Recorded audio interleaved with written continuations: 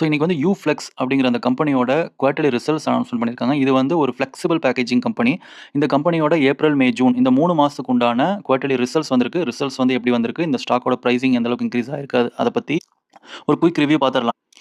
இந்த ஸ்டாக் வந்து கிட்டத்தட்ட மார்க்கெட் கேப் ஆஃப் 3533 crores இருக்கிற இந்த கம்பெனி புக் வேல்யூ ரூ. 1124. பட் இந்த ஸ்டாக் வந்து ட்ரேட் ஆயிட்டு இருக்கிறது வந்து 0.44 விச் மீன்ஸ் ஒரு 50% லெஸ்ஸர் தேன் புக் வேல்யூல இந்த ஸ்டாக் வந்து ட்ரேட் ஆயிட்டு இருக்கு. குவார்ட்டர்லி ரிசல்ட்ஸ் 423 crores ப்ராஃபிட் பண்ணியிருக்காங்க. ரெவென்யூ வந்து அரௌண்ட் 31% இன்க்ரீஸ் ஆயிருக்கு. லாஸ்ட் குவார்ட்டர்ல ஒரு 196 crores பண்ணிட்டு இருந்த இந்த கம்பெனி 423 crores பண்ணியிருக்காங்க. ஸோ இதான் மேஜர் இந்த ஸ்டாக்கோட பிரைஸ் வந்து ஒன் டேல வந்து கிட்டத்தட்ட 20.09% இன்க்ரீஸ் ஆயிருக்கு. எஃப்ஐஐஸும் வந்து அவங்களோட ஹோல்டிங் பர்சன்டேஜ் இன்க்ரீஸ் பண்ணியிருக்காங்க. 7%லேருந்து 10% பண்ணியிருக்காங்க.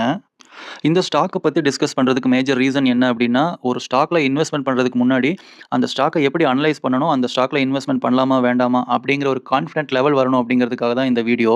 ஒரு ஸ்டாக்ல பிளைண்டா இன்வெஸ்ட்மெண்ட் பண்ணாம அந்த ஸ்டாக் வந்து எதனால இன்க்ரீஸ் ஆயிருக்கு, ஏன் அந்த ஸ்டாக்ல இன்வெஸ்ட்மெண்ட் பண்ணணும், ஒரு ஸ்விங் ட்ரேடிங் பண்ணணுமா, ஒரு லாங் டர்ம் இன்வெஸ்ட்மெண்ட் பண்ணணுமா அப்படிங்கிற ஒரு பேசிக் ஃபண்டமெண்டல் ஐடியாக்காக தென் இந்த வீடியோ வந்து just for your learning and educational purpose தான். இது வந்து ஒரு இன்வெஸ்ட்மெண்ட் ஐடியா கிடையாது. ஒரு ஸ்டாக்கை எப்படி அனலைஸ் பண்ணணும் அப்படிங்கிறதுக்கு உண்டான ஒரு எஜுகேஷனல் பர்பஸ்க்காக தான் இந்த வீடியோ. இந்த ஸ்டாக் வந்து ஸ்ட்ராங்லி புல்லிஷ். தென் இந்த ஸ்டாக் வந்து ஆல்ரெடி ஓவர் பாட் பொசிஷனில் இருக்குது. டெலிவரி வால்யூம்ஸ் பாருங்கள் 55.58%. ஸோ இது வந்து at least like week on week பார்க்குறப்பவும் சரி, மந்த்லி பார்க்குறப்பவும் வந்து இதனுடைய டெலிவரி வால்யூம் வந்து பெட்டராக இருக்குது. பட் ஆஃப்டர் ரிசல்ட்ஸ் வந்து இதனுடைய டெலிவரி பர்சன்டேஜ் ரொம்ப ஹையராக இருக்குது. ஸோ ஆஃப்டர் ரிசல்ட்ஸ் இந்த ஸ்டாக் வந்து டெஃபினட்டாக வந்து அரௌண்ட் 621 வரைக்கும் குயிக்கராக போயிடும். பிகாஸ் ஆஃப் ஏன்னா இதனுடைய ரிசல்ட்ஸ் வந்து அந்தளவுக்கு நல்லா பெட்டராக வந்திருக்கு. ஆல்ரெடி ப்ரிடிக்டட் தான். இன்றைக்கி வந்து அரௌண்ட் 20% இன்க்ரீஸ் ஆயிருக்கு. அந்த 20% இன்க்ரீஸ் ஆனதுக்கு மேஜர் ரீசனே அதனுடைய குவார்ட்டர்லி ரிசல்ட்ஸ் தான்.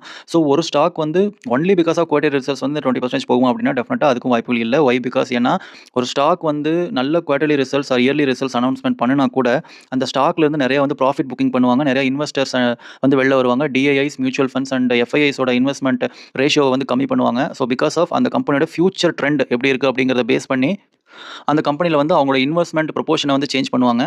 ஸோ நம்ம வந்து ஒரு ஸ்டாக்கை வந்து பிளைண்டாக இன்வெஸ்ட்மெண்ட் பண்ணாமல் இந்த மாதிரி ஒரு அனாலிசிஸ் பண்ணிவிட்டு தென் ஒரு ஸ்மால் அமௌண்ட் இன்வெஸ்ட்மெண்ட் பண்ணுறது வந்து better idea. So this is about Uflex. இந்த வீடியோ வந்து உங்களுக்கு பிடிச்சிருக்கு அப்படின்னா ஷேர் பண்ணுங்கள். Then you want any details related to Uflex நீங்கள் அந்த கமெண்ட்டில் நீங்கள் உங்களோட கமெண்ட்ஸை போஸ்ட் பண்ணுங்கள்.